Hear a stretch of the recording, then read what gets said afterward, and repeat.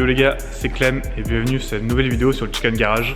Et comme d'habitude, on va bosser sur la S13 Swap 20 VT. Vous l'avez vu dans la dernière vidéo, ça y est, on a entièrement refait le soubassement de la caisse. On a posé le bloc à blanc dans le même moteur, histoire d'avoir un petit peu de satisfaction personnelle. Parce que je vous avoue que depuis que je bosse dessus, honnêtement, j'ai juste l'impression que c'est toujours une caisse qui est bonne pour aller à la poubelle. Et le fait de voir ça, ça fait plaisir.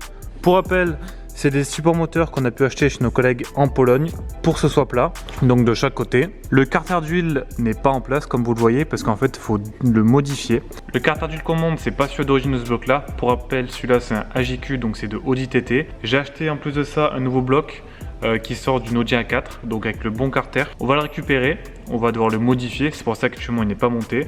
La modif assez simple, on la fera plus tard, là pour l'instant c'est pas la priorité. Et il faudra également qu'on refasse la conduite pour la crépine d'huile. Et je pense qu'on va partir sur un premier setup en gardant la modine, parce qu'elle sert quand même à tempérer l'eau et l'huile ensemble. Sur les conseils de Lilian, je pense qu'il a pas tort, sachant que c'est une V1 pour le coup. On va aussi garder l'admission d'origine de A4. Peut-être qu'à l'avenir j'évoluerai et je mettrai une mission à l'U un peu plus stylée. Peut-être que je ferai sauter la modine et que je mettrai un radiateur d'huile. Bref, on verra. Vous l'avez vu dans la dernière vidéo également. Ici, on a la cale de boîte. Donc, conversion boîte BMW, diesel ou essence sur ce moteur-là. Donc là, ce que je vais faire, c'est que je vais pouvoir sortir le bloc. On va visser la cale. Je vais sortir la boîte de vitesse qui est par là. On va assembler le tout. On va essayer de le remettre en place.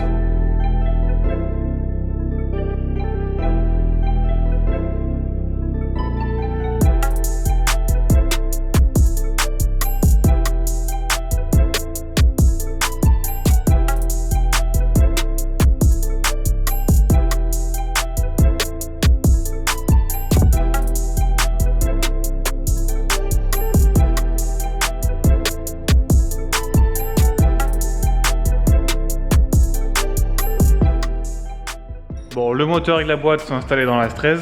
Ce que j'ai fait ensuite, c'est que j'ai fait des petits repères partout sur la caisse et sur le sol pour tracer le centre de la voiture pour préparer la construction des supports de boîte et de l'arbre de transmission. Et en fait, ces repères, ils nous servent tout simplement à remettre le laser plus facilement sur la voiture et de revoir la ligne du centre. Sauf que lorsque j'aligne le centre de la boîte de vitesse à l'axe de la voiture, comme vous voyez maintenant, on a un souci, c'est qu'en fait le moteur pivote sur lui-même et n'est plus centré au niveau de la poulie de vilebrequin. Voilà, il n'y a pas plus parlant qu'une image les gars.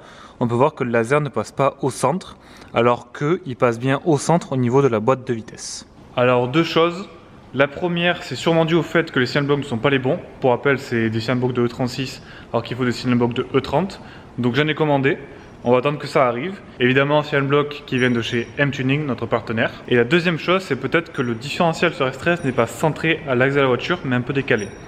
Donc ce qu'on va faire de suite, en attendant que je reçoive les signal blocks, c'est qu'on va remettre les signal blocks sur le train arrière et on va le remonter entièrement. Donc pour rappel, on l'a refait dans quelques vidéos dernièrement sur la S13. Donc je vous invite à aller voir si vous ne l'avez pas vu.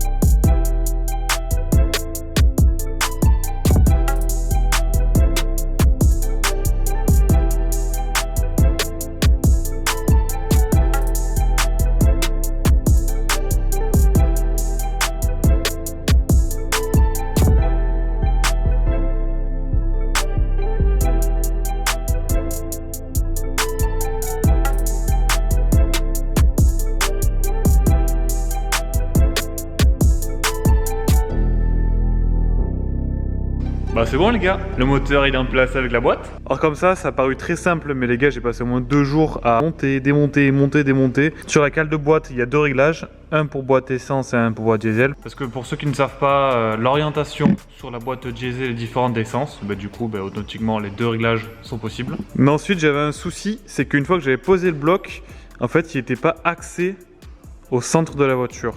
Si vous voulez, il était désaxé sur la droite de 6 mm. Quand je centrais l'arrière de la boîte, le moteur se mettait comme ça. Il est désaxé d'environ 1 cm. Et à force de bidouiller un peu, j'ai capté que le bloc était désaxé, comme je l'ai dit, de 6 mm à peu près sur la droite. Au début, je me suis dit, putain, les supports sont pas bons, je vais devoir les refaire. Mais au final, j'ai trouvé une technique. Les trous des signal blocs au niveau du berceau, c'est pas des ronds, c'est des ovales. Donc là, et là, pareil, de toute façon, vous savez de quoi je parle. Et ce qui fait qu'en réfléchissant un petit peu, je me suis dit, bon, si je pivote au maximum sur la gauche le moteur, je vais pouvoir le désaxer autant que je veux. Au final, je l'ai même un peu trop poussé. Et tout ça pour dire que j'ai assez de marge pour rattraper ces fameux 6 mm. Donc en fait, ce qui s'est passé, c'est que le bloc, il n'a pas été décalé comme ça. J'ai effectué une rotation du bloc, comme ça en fait, tac. Ce qui fait que ça a décalé les 2 points de fixation et donc ça l'a décalé un petit peu. Voilà. Comme vous pouvez voir ici, on a bien les 2 cylindres blocs de E30 qu'il fallait pour ce kit swap. Et de toute façon, vous l'avez vu précédemment, mais en fait, les cylindres blocs de E36 et de E30, ils ont vraiment rien à voir. Je crois que c'est du 70 et du 50 mm d'épaisseur, donc vraiment rien à voir du tout. On peut voir que j'ai posé juste pour voir la pipe d'admission du 20 VT. Parce qu'en fait, j'ai dit une bêtise, je pensais que c'était un big port, parce que j'avais vu un tableau qui disait que c'était un big port. Mais c'est pas le cas, c'est des petits conduits, donc ce qui fait que j'ai remis le truc d'origine. Donc je vais sûrement rester sur ça pour faire mon setup, ça suffira amplement. Là, vous pouvez voir la boîte de vitesse que j'ai posée sur 2 chandelles avec un tube, histoire de avoir à peu près la position. Pour commencer à setup les futurs supports de boîte. Voilà, c'est encore du gabarit, hein. On le fera au propre sur le pont. Mais là, j'ai envie de voir un petit peu comment ça rend et comment tout passe. Et comme je vous le montre à l'image, au niveau du laser, on tombe pile sur l'axe de la queue de boîte. Autre chose que j'ai fait également, que vous avez vu juste avant, j'ai monté le berceau qu'on avait refait dans une précédente vidéo avec tous les renforts GK-Tech et la peinture époxy. J'ai monté mon différentiel de S13 parce que je reste sur un diff de S13. Par contre, peut-être que je vais monter des cardans de Nissan 350Z. Il y aura juste une petite cale d'adaptation à fabriquer pour adapter au niveau de la tulipe. Mais ça, on le fera prochainement. Je vais monter pour pouvoir installer l'arbre de transmission de S13. Parce que ici, là, cette partie-là, là, c'est bien l'arbre de S13. Bon les gars, m'en voulez pas, c'est une galère à filmer sur la voiture. L'arbre va juste ici fixer sur les points de fixation d'origine. Et là, je vous le fais grosso modo, mais ce qu'on va faire à l'avenir, c'est couper l'arbre de transmission à ce niveau-là, visser l'arbre de transmission sur la queue de boîte avec un flector, et ensuite faire l'adaptation pour que ce soit aligné, centré comme il faut, et bien respecter les angles d'attaque entre la boîte et le différentiel. Mais tout ça, on le verra un peu plus tard. Je sais pas si on le fera dans cette vidéo ou une prochaine. Qu'est-ce qu'on a fait d'autre entre temps? Parce que ça fait un petit mois qu'on n'a pas filmé. On a fait découper et poser donc cette tôle de renfort du tunnel de boîte qui nous sert à fixer le shifter YDC et le frein à main HSB, frein à main que j'avais dans mon 30 que j'ai récupéré. Et donc on l'a soudé sur la caisse pour cacher un petit peu toute cette partie-là qui était plutôt pourrie sur la voiture et avoir quelque chose de plus trop propre. Perso, je kiffe bien quoi. Et ce qu'on va faire également dans cette vidéo, c'est qu'on va s'occuper de faire la harness bar pour accrocher les harnais au niveau des épaules. Et la tôle de séparation qui est juste derrière, que j'ai fait un gros gabarit. En fait, ce bois là, c'est du fond de meuble qu'on avait récupéré. Et franchement, c'est le top pour faire les gabarits. Donc, on va devoir le sortir. Je vais découper une tôle à la bonne dimension. On va faire les moulures qu'on a fait pour Lilian, la reposer, la souder et faire le contour avec du joint, histoire d'avoir un truc bien propre. Et si on passe de ce côté-là du bloc, vous voyez le magnifique futur collecteur d'échappement du 20 VT. Les collecteurs d'échappement ne passeront pas, donc on en fait un sur mesure. Et Dorian a eu l'idée de scanner le bloc ainsi que la baie moteur avec son iPhone 15 Pro. Il a importé sur SolidWorks, il a tracé et ensuite il a pu dessiner le collecteur sur SolidWorks pour être sûr qu'il passe au niveau de l'encombrement et d'un peu moins galérer à la fabrication. Et ensuite il a imprimé en 3D. Franchement, c'était une super idée. Au moins, on a pu tester le fit directement sur place. Et on peut voir que ça passe au poil de cul. Sachant que du coup, il en a profité pour refaire le dessin du collecteur pour gratter un peu plus de place à ce niveau-là. Mais là, vous avez le futur rendu. Franchement, les gars, je suis trop hype. Ça tue de ouf. En plus, il a réussi à le faire en equal lens. Donc, c'est top du top.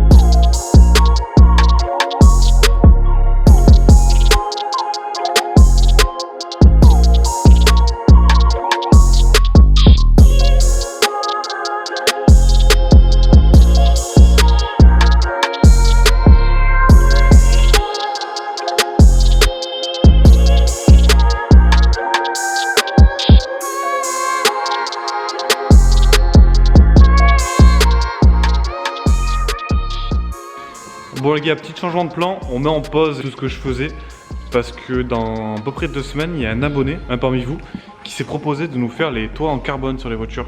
Que ce soit sur la S13 ou sur la IS200. Donc on doit se dépêcher de préparer les toits pour pouvoir faire les moules. Moi j'ai de la chance, le toit sur la S13 c'est la seule partie qui est propre. Au moins ça. Là j'ai passé un petit coup de propre et ce qu'on va faire c'est qu'on va tout poncer. Alors j'ai acheté du 800, du 1000, du 1005 et du polish. Voilà, histoire de préparer, d'avoir une surface sur le toit le plus propre possible, le plus lisse possible. S'il y a du mastic à faire, il faudra le faire également, mais je pense que ce ne sera pas nécessaire. Une fois qu'on aura tout poncé, donc à la main évidemment, et qu'on aura passé un petit coup de polish, j'avoue je m'y connais pas trop en produit, j'ai eu ça. Et ensuite on passera un coup de cire sur tout le toit, et c'est à partir de là qu'on pourra s'attaquer à faire le moule. Donc je vais faire ça rapidos. Il faut aussi qu'on s'en occupe pour la IS200, sachant que là il n'y a plus de toit du tout. Donc on va le faire sur la nouvelle IS200 que Dorian a acheté, qui va bientôt apparaître sur la chaîne. Donc je vous spoil un peu, mais sur cette nouvelle IS200, il y aura un SOP 3UZ, celui-là qui est juste là d'ailleurs. Mais ça c'est pour plus tard, donc là on s'occupe du toit.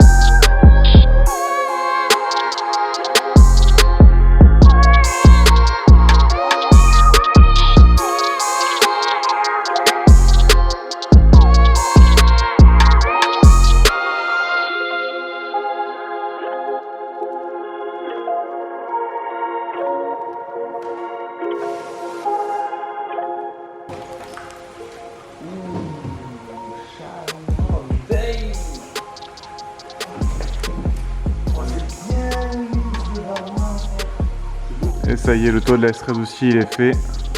En plus de la IS200. Bon, on se rend pas trop compte à la caméra parce que c'est tout blanc. Mais c'est nickel quoi. C'est tout lisse, quasiment pas de défaut. Avec ça, on va pouvoir ensuite sortir un petit toit en carbone, découper le toit de la S13 pour souder l'arceau. J'ai hâte. Lui aussi il a hâte là. Lui là-bas. Les gars, ça y est, on arrive à la fin de cette vidéo. À la base, on devait poser le moteur dans la caisse. Bon, ça on l'a fait. On devait faire le support de boîte, faire la transmission et tout. Finalement, c'est parti un peu en couille pour cette vidéo. Donc tout ça sera dans une prochaine. En parlant de prochaine vidéo, on a reçu un petit colis de chez NSB. C'est un petit partenaire de la chaîne. On n'a pas encore beaucoup exploité ce partenariat, mais on est fiers de le montrer aujourd'hui. Bon, on a eu quelques stickers, des t-shirts, donc c'est grave cool. Merci à vous. Et on peut voir pour le 20 VT. Le plus important lorsqu'on veut sortir un peu des watts, c'est tout simplement, si le focus se fait, comme d'habitude, des soupapes d'échappement forgées de la marque Ferreira. On me l'a beaucoup, même fortement conseillé, notamment Nathan Danquin. C'est un peu une référence en France sur les moteurs Audi, donc notamment le 20 VT. Donc ça, c'est pour pouvoir sortir plus de watts en sécurité sur le 20V. Et là, faut bien sortir les gaz d'échappement. Donc on a une petite wastegate externe qui va aller avec mon Pulsar 4849. Voilà, donc c'est du 40 mm. Turbo Smart, voilà, je suis super content. On a eu un petit prix dessus, donc encore une fois, merci à NSB, merci les gars, merci pour votre réponse, pour votre efficacité, votre rapidité. En fait, il faut savoir que ça, je crois que c'était pas en stock et on l'a quand même eu, genre même pas au bout d'une semaine. On a eu un colis avant avec les stickers et les t-shirts, donc grave cool. Encore merci à vous les gars. Et je pense que c'est pas la dernière fois qu'on les verra sur cette chaîne. On reprend ici sur ma petite S13 Swap 20 VT. Donc si vous êtes là à la fin de la vidéo, c'est que vous avez déjà tout vu. Mais la boîte BM est bien installée sur sa cale dans la S13 avec les cylindres moteurs de E30 qui sont les bons. Donc là, on a le setup final bien centré dans la caisse comme il faut. On s'est occupé également de faire l'atoll de cloisonnement entre la partie fuel et habitacle. On a également fait les renforts de tourelle parce que vu qu'on a coupé l'avant de la voiture en deux, on va devoir faire des renforts entre la tourelle et les longerons. Et enfin, on s'est occupé de faire un moule du toit pour souder l'arceau. Parce que évidemment les gars, comme on l'a déjà expliqué, mais vu que l'arceau est entièrement soudé, il faut bien qu'on soude en haut. Donc à ce niveau-là, dans les arches là-bas, etc. Sauf que pour y accéder, il faut enlever le toit. Mais qui dit enlever le toit, dit toit de rechange. Sauf que c'est pas le cas. Donc il fallait attendre de faire un moule de celui-ci pour pouvoir sortir une pièce en fibre, en carbone ou en Kevlar, on verra. Maintenant, on va pouvoir couper le toit, faire nos soudures et poser les nouveaux toits par-dessus. Et pour spoiler un petit peu les prochaines vidéos, vous pouvez voir que j'ai attaqué le ponçage de tous les étriers parce qu'on va entièrement les refaire. Donc peinture comme d'habitude, 2K de chez Peinture Voiture, réfection des étriers avec les joints, les pistons, etc. On part sur du neuf au maximum. On va également s'occuper de faire le collecteur sur mesure. Donc vous l'avez vu plus tôt dans la vidéo. On en a un joli en 3D qui est juste là, qui était le patron pour être sûr que tout passe. Et là, on va passer au réel les gars. Donc tous les coudes sont commandés. Donc c'est du 42 mm en 2,7 dp je crois de mémoire. On a le prototype de la bride découpé par Dodo dans du bois pour être sûr que ça fit. Et pour faire toutes les cotes, on a ce petit ustensile là que Dodo a imprimé en 3D. Donc vous voyez marqué 45 degrés. Ça nous permettra de faire tous les coudes un par un sur mesure d'après le gabarit donc fait en 3D. Mais ça je vous le montre juste maintenant parce que je sais plus si on l'a montré. Voilà, on a le petit plan sorti. Et donc là on a chaque tube 1, 2, 3, 4 avec chaque découpe à faire, chaque angle, etc.